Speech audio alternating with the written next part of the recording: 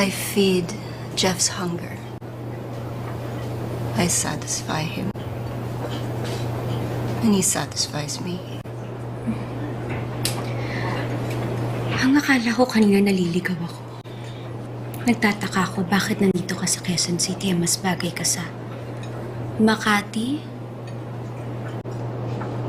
I love him. Lagi niyang sinasabi sa akin na sa akin lang siya nakakaramdam ng pagmamahal. At naniwala ka naman na yan ang totoo. Mukha ka lang matalino, pero nuknukan ka ng pagkatangat uto-uto. Anong tingin mo sa sarili mo? Nag-iisa ka? Ikaw ang bukod tangi?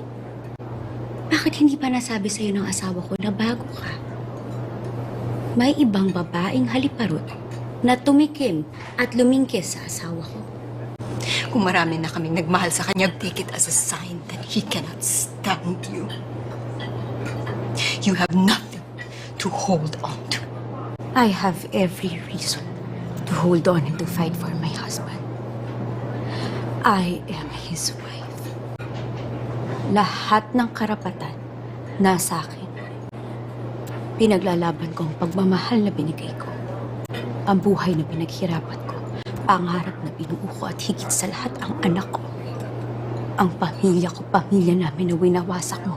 Ikaw, anong pinaglalaban mo? Yang kati mo? Can you not make a scene? Can you not fuck my husband?